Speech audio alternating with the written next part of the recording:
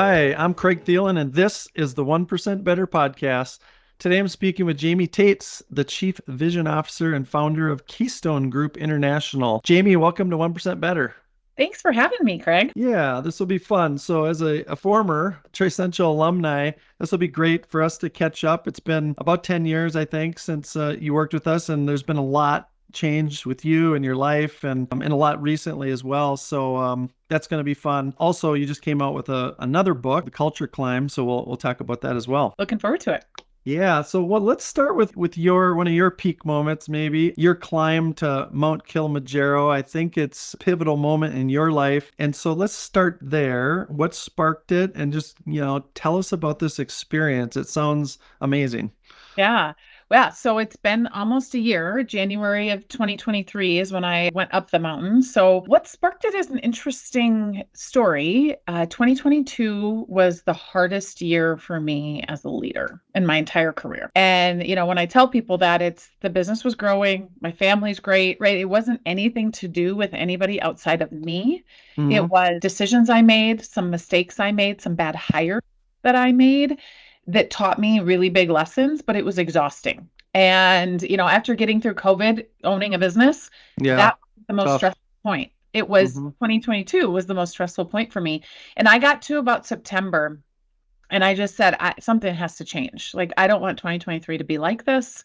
I've got to change, right, and evolve. And so I did my research and booked a trip really without telling anybody. So I found a guide group. I booked a 2-week trip solo to Tanzania because I'm like, I need to do something that's going to kind of shake it up, that's going to really help me, give me a different perspective. And 19,000 plus feet will do that to your brain. Yeah, that's a lot. So had you ever done anything like that? I mean, have you been someone who's done a lot of exploration, hiking, anything close? I love to hike. So I would say 14,000 feet is probably the highest that I'd been up to that point, which is still high. It's high, yeah. But not on a regular basis. But most trips that we go on with the kids, we're doing some kind of hiking, but not something this extreme, right? It was a big adjustment for me is 7 days on a mountain in a tent with no running water, right? No, like I'm not a camper. So that was a big adjustment and pushed me outside of my comfort zone, which when you look at the scheme of leadership and getting better, that is what it takes sometimes, right? You've got to do things that are uncomfortable instead of things that are comfortable. So I think that was probably one of the hardest things for me is just being cold, right? Being on the rocks, right? Sleeping on the ground for 7 days and then having to put that level of kind of physical endurance into every day. It teaches you a lot about who you are and how resilient you actually are when you put yourself in those situations. So what did you pick that? I mean, was it you needed something to just like shake everything up, something that maybe you didn't know that you could do, something big, like you needed something like that mentally, and you just felt like, hey, why not? Like, this is it? Like any other inspiration, or it just came to you? It kind of came to me. It's been something I've been thinking about, but I had kind of pushed aside because it just felt so big. And it was just one of those things where, like, if I'm going to do something, I don't want it to be like this easy, like I could have gone to Sedona on a trip by myself and just, meditated. It was like I needed something that was not going to be easy. And so it really just, once I started researching, I think it all came together that I could be safe, right? That there are guide groups that make sure, your health and all of that. Once that was out of the way, it was like, okay, like, let's see what I can do. And went into it very realistic, because a good percentage of people don't make it to the top because of the elevation. And there's even with the guides, and even they just say, this is too much for me and I'm out. The night, our summit night, which is the hardest night, you go up 5,000 feet in 7 hours in the dark. And it's the worst part of the whole trip. I mean, there's ultra marathoners that don't make it to the top. So there comes a point where your body, your endurance and your athleticism actually don't matter anymore. Right. Your body's ability to process oxygen. Is it the mental toughness, or is it that mental fortitude? Or Well, there were people in my group that were super fit and felt horrible at the top. And there were people who myself would say they're fit, but they're not like, right, mega athletic. They were fine at the top. There's a lot of different aspects that you have to train for. But the mental piece, they do say, is one of the biggest pieces. Our guide, I'll never forget, and I probably thought about it, he said it 100 times on the summit night, was he said, you are, for the next 7 hours, you are going to every minute be trading short-term pain for long-term pride. Wow. And you just constantly, every step, have to think about that. And So the short-term pain, is it the muscles hurt because you're going up, or is it because you can't breathe, or is it because you're cold, or is it everything? it's everything. So Oh, we were probably 0 degrees, but with the wind, 40-mile-an-hour winds. So it was actually below zero wind chill yeah, for 7 hours, right? Whipping you in the face because you're on the face of a mountain. There's nothing protecting you. right. In the dark, right? Going steep, steep, steep. I mean, like, so your heart rate's up, your glucose is weird. And at that elevation, what most people, because most people, especially in the United States, have been to 14,000 feet. Yeah. Some of them, if they're hikers, right? They've been to the Rocky Mountains. And I always just say, we want a mile above any place you've been, right? In the United States. Like, it's really extreme. And most people don't realize what it does to your body in terms of things you cannot control, right? I mean, your digestive system, your heart rate, your brain fog. I mean, because you're just not getting enough oxygen. And so there's just things you have to push through that doesn't mean you're sick or you're going to die or get right. It's just like they're really uncomfortable and you have to be able to push through them. So what did you learn from that about yourself? And then how did you take those learnings, and how did, it's one thing to have an experience Right. and then go, that was amazing, and, feel accomplished and, and learn a lot. But it's another thing to then integrate it, into your life so that it changes something a week later, a month later, a year later, that it permanently changes who you are. Like, talk about that a little bit. Yeah. So one of the first things that I learned, and it was really in the first couple of days. So I went by myself. So a group of strangers from all over the world. I think only one other couple was even from the United States. So it was amazing because these were people who were very global in their thinking. Yeah. Yeah. And I think sometimes in the Midwest, I like to think I'm global. I do a lot of global travel, right? I worked for a global company. I think we get a little comfortable in our bubble. Oh, yeah. You think? And yeah. And so just seeing these people, even the first couple of days, and hearing their stories from all over the world and the things they've done, like some of them had done Base Camp Everest, right? Some of them had never done stuff like that, but they had traveled to 30 plus countries. And, just learning from them and really realizing that I wasn't surrounding myself day to day with necessarily the right people. And that's no disrespect to anybody I'm around. No, I get it. But I would say most people in my network would say, wow, she's accomplished and she's very much a global thinker. And then I got in this group of people and I was like, I'm really not. Like, I learned so much from them and their perspective. So I think that was a big piece of it for me. And so now I seek that out more. I'm still very connected to the people I went up the mountain with. And again, they're all over the world in every time zone. So I'm staying connected to them and learning from them. I think the other thing I learned, and this was actually on the summit night when the sun finally broke through, because again, you start at midnight. And the reason you start at midnight is because you want to be at the top of Kilimanjaro. During right? the peak, the warm part, right? Well, it's spiritual, right? Because when you're at 19,000 feet, the sun is rising at the curvature of the earth. So you're seeing, right, the sun really rise from almost all around you. And it's just a unique experience. Very unique. And I remember the moment where I was so miserable. I really didn't know if I was going to make it to the top. Like, it was a moment by moment, like, can I do this one more step? And the moment the sun actually came over the horizon and it was just the whole sky kind of lit up, in my brain fog, I had this moment of clarity where I just thought, this is the life I am working towards, where I can do things like this. And I was so grateful in that moment, even though I was miserable from my body standpoint. Right. Spiritually, like you just felt like this energy or this vision or this power that was bigger than you, right? Yes. But I had realized there's no way I could have taken a 2-week trip and done this without building a life that allowed me to do that. And so it was this gratitude for my team. And they were keeping it all together. My husband and my family, who couldn't communicate with me for 7 days because there's no cell service, right? Sure. And we're just like keeping it together at home. And I realized that I had designed a life that would allow me to do things like this. And so I needed, first off, to continue to find things like this to do, but just that gratitude for I did that. And now I get to kind of have these experiences that a lot of people don't have. And I think so many of us we make a living and we survive life and we are on autopilot.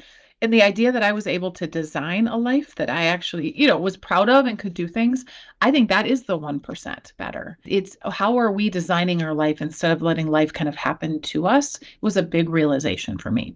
How did you take that So go back to why you did the trip. How did it help you sort of overcome, hey, I'm stressed, I'm having a tough go Right. at it, and some of the decision making or just the overall, like, how did it help with that?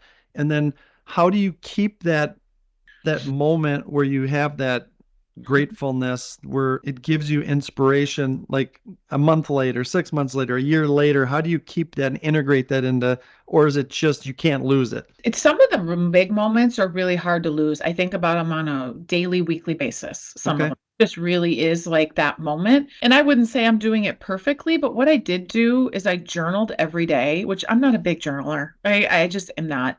I journaled morning, midday if I had the energy, and then at night before I went to bed in the tent every night.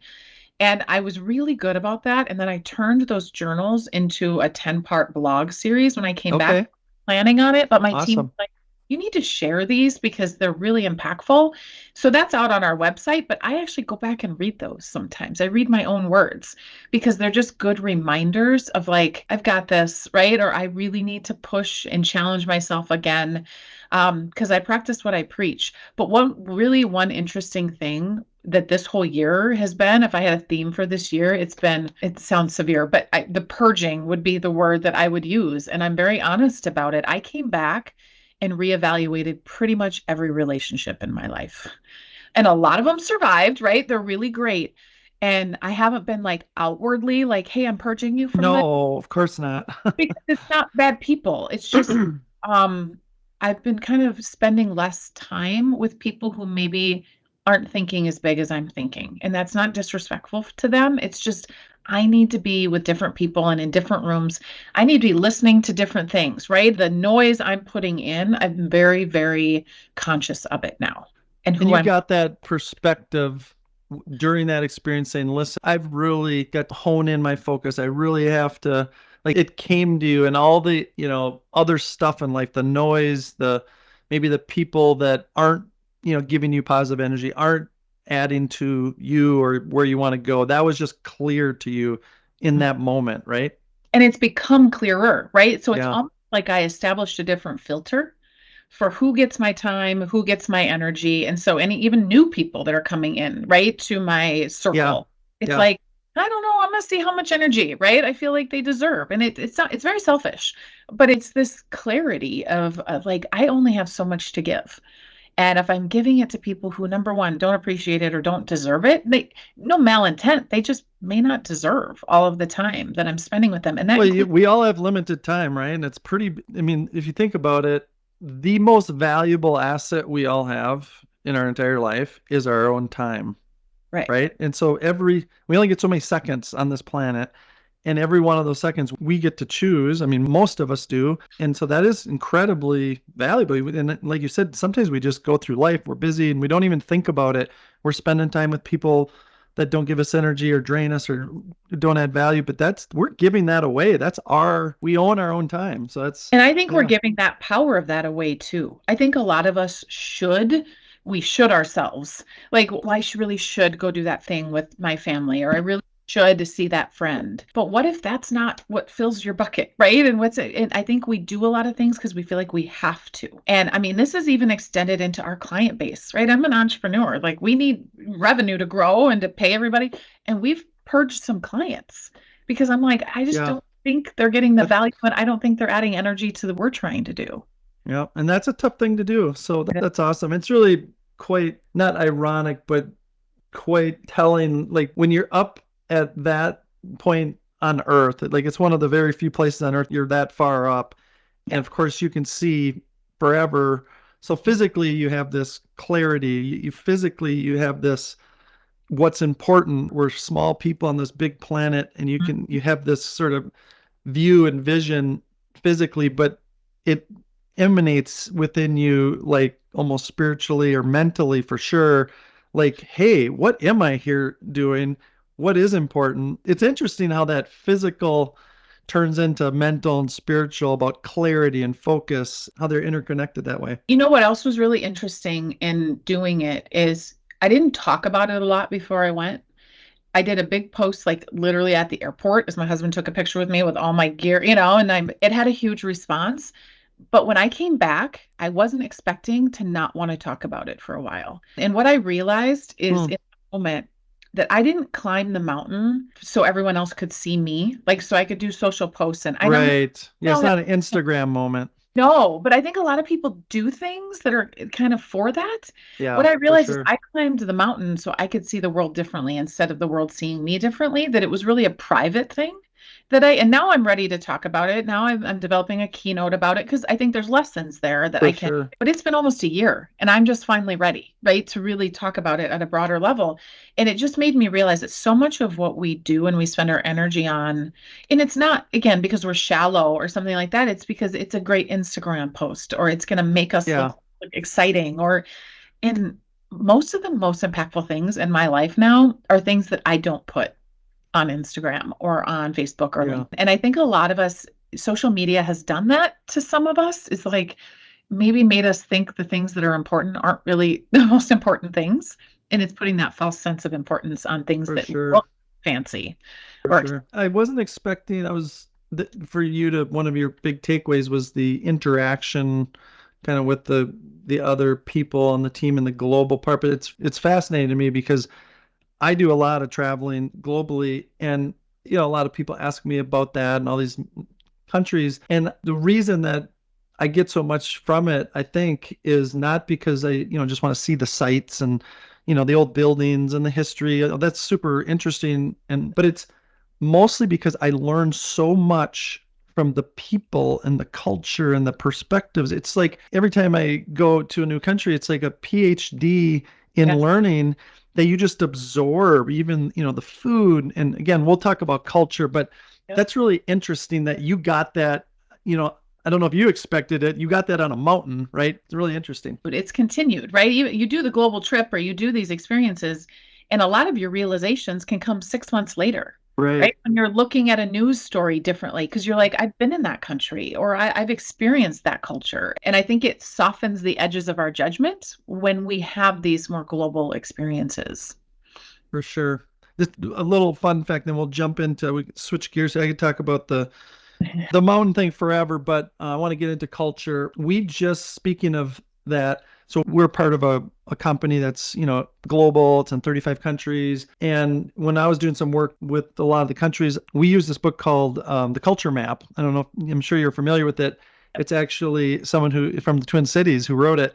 And it's really a great book, but it's country culture. It's like, how are, Scandinavians different from the English, different from the French. And it's really interesting to see that play out. Like we were meeting, with a group of people from 15 countries, and I could just see it play out. Yep. But we don't always think about it. So sometimes just thinking about that. And literally today, we rolled out a training and an application, a technology that helps us use and understand these cultural behavior and traits so that we can communicate better, because we're all on calls and we do communicate differently in the United States versus India versus France or what have you. And so that's really interesting that we're now taking it to technology and we're starting to say, how do we do this better? So I thought that was good timing for our conversation.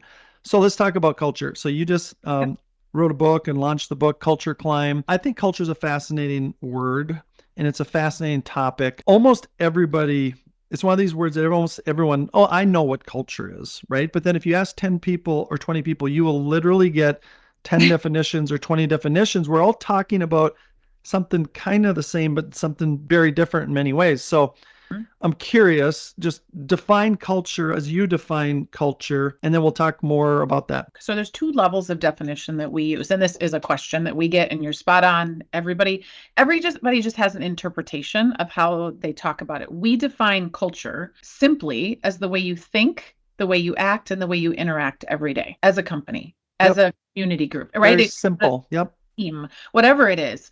Think, act, and interact. And that is, again, the way we talk about it is it's not the CEO or the head, person that defines what the culture is, because you and I, the way we think, act, and interact actually defines the culture we live in every day, regardless of at the top what they think the culture is.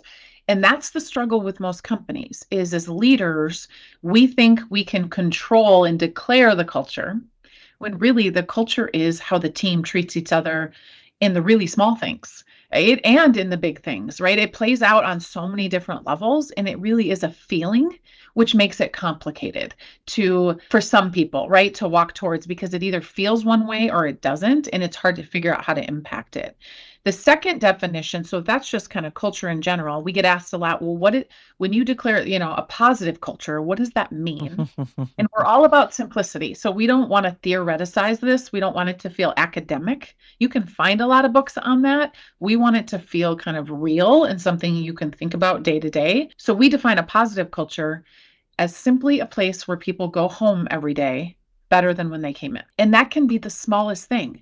Somebody, asked me how I was doing on a Sounds call. like 1% better culture, right? It's exactly what it is, right? So let's not overcomplicate it Right. but what happens, right, when I'm speaking to a room full of executives is I say, can you actually say that you have a culture where people go home every day better than when they came in? And unfortunately, and not because malintent, right? Or we're creating cultures where people, they're meeting to death, right? We're creating environments where there's low accountability and probably some politics being played, which is exhausting to most people. Hmm. And instead, we might bring them in actually high energy with ideas and deplete them all day long Hmm. unknowingly. And I say, not in joking, send them home to their liquor cabinets and to their families with nothing left to give. Hmm. My goal is to flip that and start having leaders really think about, and companies think about, how can we just 1% change how people are leaving our, organizations every day? And is their bucket full or is their bucket empty? So let's talk about that. So I think culture, again, is one of those things that has been used by corporate America. It's not something new. It's been around Right. and really pretty mainstream for the last 10 or 15 years, where you have to be kind of under a rock not to know this is incredibly important. It's, in some ways more important than strategy. It is the foundation of a company. Are people going to, people are our biggest asset. And so a lot of companies have used it as, a program, or it's a solution. And so what they do, they create it, they may even hire someone and they put it up on the wall. They might even put it on their website, and they talk about it. And then it's kind of like, okay, we did that. Now we got culture, check. Let's move on and get all of our goals and metrics accomplished. And so we find a lot of cases, when we go in and work with clients, and me specifically, usually it's around something quote unquote transformational, right? Like we want to go from here. And the first two things that I look for is two things: strategic alignment. Where do you want to go? Like, is it clear? Does everyone understand it? And do we know what good looks like? And then how do we want to get there, which is culture? And do we have something to anchor? And what you usually find is that a stated culture, or what they think their culture is very different when you hold up the mirror and say, how do people actually think? How do people actually act? And how do they interact is very different. So you have a sort of a gap there. And Mhm. so practically speaking, how do you close that gap, and how do you start to sort of shift it so that it's in alignment, right? And so Right. that you can make it better and better. And some people have even said, oh, culture takes 10 years to change and things like that. But how do you practically sort of address that? Yeah. And so, well, culture does take a long time. We say 3 to 5 years, depending, but it's because you're shifting behaviors, right? So it can change and be impacted pretty quickly based on how our leaders are modeling it. So that's one myth. Like you can get the lift quickly, but it's a constant thing you have to be thinking about. But there's a couple myths I want to talk about in kind of the question you're asking. The first one is that, culture can be solved by like putting a culture committee or a fun committee, or right. We hear this all the time. Like, we're going to put that committee together. Right. Go just figure out how to, more fun in our environment. And in the book and in our models, we have a full model, and we're one of the few that actually has a model on how you can assess your culture. But fun is one of 20 factors of culture. And so I give the example of, if we're a really fun team, because there are organizations that just have a fun environment. People like to Absolutely. work because It's they're, real. but if we do team barbecues and team outings and we're fun, but there's no accountability day in and day out, and more stuff just gets piled on my plate as a high achiever, I'm not going to stay because we're fun. Right? I'm not going to fully engage because we're fun. Same thing with, there's a lot of organizations that do a lot of investment in their people, development and all that. It's amazing. That's one factor of 20. If you invest in me, but I don't have a great leader, right, that's been taught how to be a leader and I don't really trust them, no amount of investment that you're going to make, right, is going to help the culture. Right. So the reason I share this is it's the myth that we can do one or two things over here and it's going to impact our culture, where really if we have things that are red, right, if we're heat mapping this whole model, they're detracting from the things we're really good at, right? It's actually pulling down some of the things we might be good at. So we have to figure out how to raise up the foundation of those things we're not good at. When we get the question a lot too, and I think it's kind of what you're leading to, is how do we incorporate culture into our strategic plan, Yeah. right? Or our strategic initiatives. And we say is there can be culture initiatives in your strategic plan. There can be things you're going to do to help really get a pulse and understand your culture. But really, where culture makes a difference is when you assess the risks and the change that a transformation is going to impart on the organization, and you're proactive about managing it. So that's how your culture grows. Because I think transformation is actually where your culture and trust can be built the most. It's not in the fun things that you're doing, it's in the hard things. I climbed a mountain with 10 other people that were complete strangers to me. And in about 48 hours, I had more trust in them and they had more trust in me than I've had with people I've worked for 10 years with. Isn't that something? Yeah. It's the circumstance that you're putting into place with a solid, healthy foundation that can build trust during change. So I think it's the perspective we look at culture from more than it is what we actually do. Yeah, what I'm hearing though, kind of in between the sentences, I mean, yes, we need to have a good, thoughtful process. We need to not just, there's no silver bullets, there's no question about that. But is that this constant, again, not to overuse our 1% better, but culture can't be something we do once a year, or we put it up on the wall every 3 years and say, is it good? Is it not good? Let's bring in a consultant. Let's tell. It's literally every day, every week, everything that you do, it's either aligned or not aligned to our culture, right? And so and the change efforts are great opportunities because you're changing a lot of things and it's going to test our culture, right? So that's kind of what you're saying is you can never put it away. You have to live it and breathe it every day, right? And it's a great time of year, right? If you're creating your strategic plan, go through each strategic initiative and say, how will this impact our culture? Not will it will.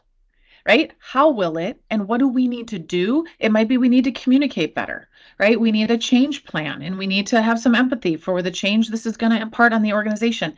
It's more about asking the right questions for each of your strategic initiatives and being proactive and conscious and intentional about how it's going to impact your culture. Because if we're going to do something really transformative, if we come to our people and say, listen, we know this is going to have an impact. There's going to be short-term pain, right? For long-term pride. Here are the things we're going to do to make sure this doesn't have a negative impact on our culture. Think about the amount of trust you immediately get from me as an employee.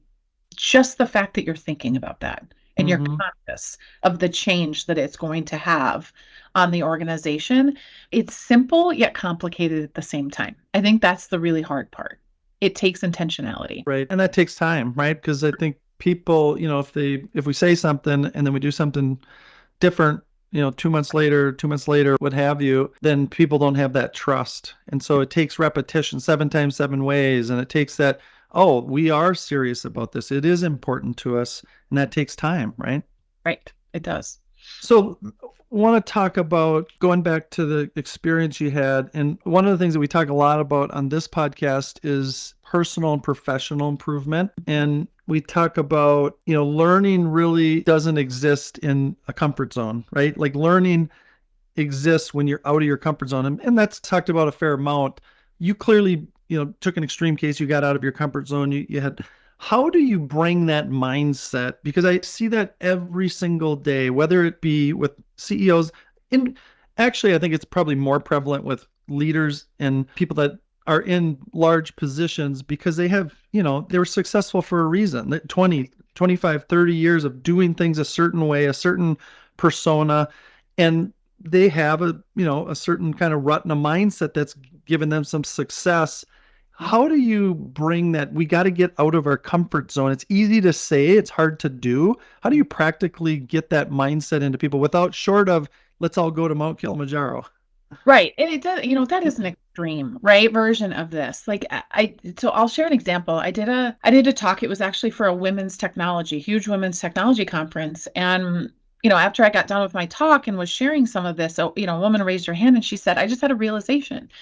And she's in tech, but I don't know what the company does. And she said, we work a lot with people with disabilities. And she said, I'd never put myself in rooms to actually understand people with disabilities, and how much better I would be at my job if I just put myself in some of those rooms to truly understand who I'm serving, right? And it was this realization of, I don't have to climb a mountain. I need to get out of the rooms I've always been in that just feel like, right? It's just muscle memory, and put myself in a room that feels a little uncomfortable. Same thing with diversity, right? CEOs who are saying, like, I need to understand, right, how we think about diversity, how we can get better. Then put yourself in different rooms. That's how you learn about diversity. And you're right, it's going to be uncomfortable the first couple times, because you might be the only person that looks like you and thinks like you and has the background like you in that room. So do it anyway. There are so many examples in our lives of where we just do a lot of the same things, and we hang out with a lot of the same people, and we surround ourselves with a lot of the same thinking. And there are simple ways without climbing a mountain that you can think differently. The other thing, we do a lot of leadership development. We have amazing programs, but what we talk about is, if you're in an all-day training class with us, we're going to plant some seeds. We're going to help you think differently as a leader, but that's not actually where the growth comes from. It's not going to happen in the room. Right. The growth happens when we reflect on what we've done. When you get done with a huge transformation project and the leaders stop and take a day to say, what did we learn about ourselves? What did we learn about the company? What would we do differently? It's a postmortem. Yeah. How many of us don't do that in a lot of our learning, right? My journaling was my reflection, and it's where all of my learning came from. The 7 days on the mountain were a blur. The only reason I remember any of it is because I wrote it down and I looked at it. That's how you integrated that in so that you could reuse it and you could benefit from it. Because it's too much. And we're working all day long in companies. It's too much information until you have that mechanism. Journaling is a great mechanism, right? Actually capture the thought of the moment so you can reflect. And you even said it, like it took you a year to fully kind of comprehend what you just went through so that you could talk about that. Yeah, it's a great point. How many of us as leaders finish a project, right? We're like, okay, off our list. Like, that was amazing. We did that. And it's right on to the next thing. Yeah. Well, And it's what we do. Right. And in business, it's interesting. If you look at, professional sports, or you look at, artists, they practice 95% of the time, 98% of the time, and they perform. We see them on Sundays or whenever. That's just a small fraction. All the other time is them practicing, training. And in business, we're the opposite. Like, we're always just performing. We take very little time to actually improve and learn and reflect. And so is it just, do you find yourself reminding, suggesting, coaching, like literally every day to leaders, get out of your comfort zone, find ways to do that? Is that kind of the technique? Yeah, I do. And some of it, it's small things, right? It can be, engage with a different level of the organization or a different part of the organization, right? Find out more about them. It's really the curiosity of, like, get curious about things you don't know. Because as leaders, the moment we think we've got it all figured out because we've been doing it for 25 years, we're doomed. For sure. Look at the world we are working in right now. The world is evolving faster than we can evolve as humans. Yeah, that's a great segue. The one question I wanted to ask you, given your perspective, and again, you've worked in sort of large corporations, I think early in your career, and then you did a lot of work with small, mid-sized companies, and now you're probably a combination of both. And there's learnings, like we can learn from each other. The small companies go fast, make decisions, trial and error. Big companies are, make big decisions, and it takes time. But here's the question that is on everybody's mind: is the world is changing. Like, it's hard to even comprehend how fast the world is changing right now. Of course, we have, agile ways of working that shifted how people physically do work, how we manage work, how we lead work, how we do servant leadership versus command and control. Then COVID came, and all of a sudden we work physically different together and apart. And we have global resources usually, in a lot of organizations, and we've got mixed mode. Now we're in a world of generative AI, which literally we can create things. The only limitation is our imagination. It's no longer money. It's no longer resources. It's no longer even experience. We can create almost anything. And I don't know that we've even caught up with like how fast things are changing from a, what does it mean to our strategy? What does it mean to our culture? What does it mean to me as a leader?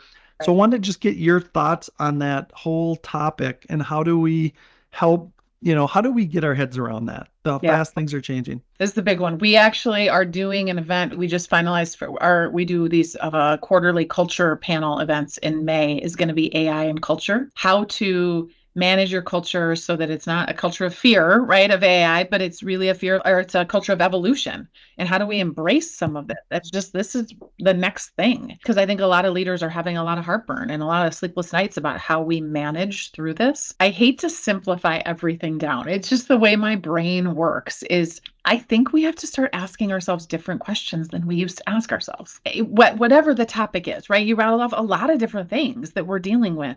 The pace of change is not going to slow down. How are we asking the right questions instead of feeling like we have to have the right answer?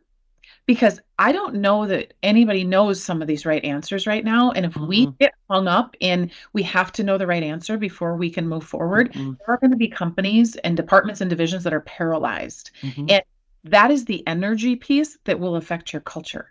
Because the moment our teams feel paralyzed, it's fear. We don't do good thinking. We're thinking just today, tomorrow. We're not thinking strategically anymore. We're seeing that in a lot of companies. We've been in survival mode for 3 years. Just get through, right? The crisis and what do we need to do? And like, how do we solve for this? It's like our brains have atrophied for strategic thinking. And I think it's time to come up for air and just say, what's the right next answer? What's the right next question? And then just take another step. It's the same thing. I've never thought about it this way, but it's the same as climbing the mountain. I don't need to worry about how I'm going to feel at the top. It's exactly the same. I mean, think about it. If you thought about, I'm 4 hours away, this is like quote unquote hell on earth, I can't make it, you would have probably turned around and said, I'm out. All you did to make it was focus on the next step, the next step, the next step. But you you can't just be blind and fall off the side of the mountain. You had to have a vision. You had to have a plan. You had to have some guardrails. You had to have some trust. But it's exactly a great analogy. It's identical, isn't it? It is. And the exhaustion comes from not from knowing where we're going. That's where the strategic vision, and that'll change too. It's from the all day feeling like we're not there yet. Well, no, because we haven't built the muscle that we need, right, to get to that yet. We haven't learned what we need to learn to get to that vision. And we've got to celebrate in increments. We've got to celebrate every step because our teams need it. They need that energy from us, and they need to feel the wins day in and day out, week in and week out, instead of just, we're not winning until we conquer that big mountain. That's not how human energy works. Interesting. What about, I mean, you mentioned a little bit about, doing retrospective. So along the way, you have a goal and a vision, and then we're taking steps, but also we need to at some point take a stop and a break and say, let's reflect. What's working, what's not working, what can we learn from this, and then take the next little step. So any sort of practical advice other than the retrospectives and building that in, that you'd say, hey, let's build in this continuous improvement mindset, because we're just on a journey and we don't know what it's going to look like, a year from now or 6 months, but we can learn from what we just did, right? Right. So we talk a lot about, having, as a business, right, having a plan is not having a strategy. And I think there's a lot of businesses that get caught up in, because we kind of know what our goals are, which we totally agree, those are needed. That's not a strategy necessarily. So it's building in a framework in your organization where, every 3 years, it's that deeper dive of what does this mountain look like, right? What's AI going to do? And then every year, really diving in and saying, is that still the mountain we want to be climbing? Are we even on the right mountain anymore? Even though 2.5 years ago, we decided that was the mountain. I think so many businesses kind of get stuck in that because at one point that made sense and we're not refreshing it. And then based on that annual strategic refresh, now we create our plan that we know is tied to whatever has changed around us, right? The landscape has changed. As you climb the mountain, the trail you thought you were going to be on now has rocks in front of it. You may have to take a different route up the mountain, right? There's something that we've learned. Yeah. I think a lot of businesses just get so laser focused and put blinders on that we're not kind of paying attention to what's shifting inside our organization.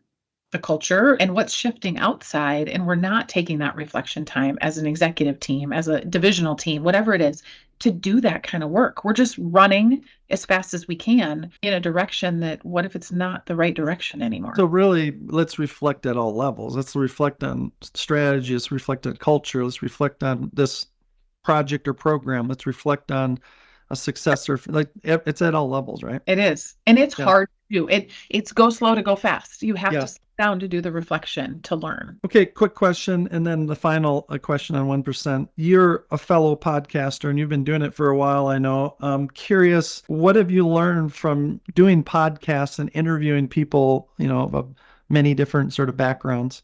Yeah. Well, I've been doing it for 6.5 years, which is just crazy, but it's completely selfish. I just interview people that I'm like, I want to learn from this person, right? I want to hear their journey. I want to get, so it's just become, I've learned that it's great. Everyone else gets to hear it, but it's really about my own curiosity. And it's even part of how I get 1% better, which I know, right? That's a question you're going to ask, is my own podcast helps me do that. Yeah. It's shifting my perspective. Isn't that something? I had no idea. It's kind of like you didn't know what you were going to learn from the mountain. The podcast we started because we wanted to give back, and we've been in business for 20 years. We wanted to there's some great stories. People need to hear these stories and learn from them. And I literally learned so much from every conversation. It's crazy. And I hope many other people do it as well, but it's kind of mind blowing. But it doesn't have to be a podcast. It can just literally be a conversation with somebody and say, let's talk. And it could be, like an offline podcast. I would highly recommend everyone do that, get out of your comfort zone, right? Right. All right. Last question here is, we've been, in business, for a long time, you and I, and you learn so much when you reflect back. What have I learned over the last 10, 20, 30 years? So if you had to kind of summarize, and by the way, I love when you simplify things. I think that's super profound.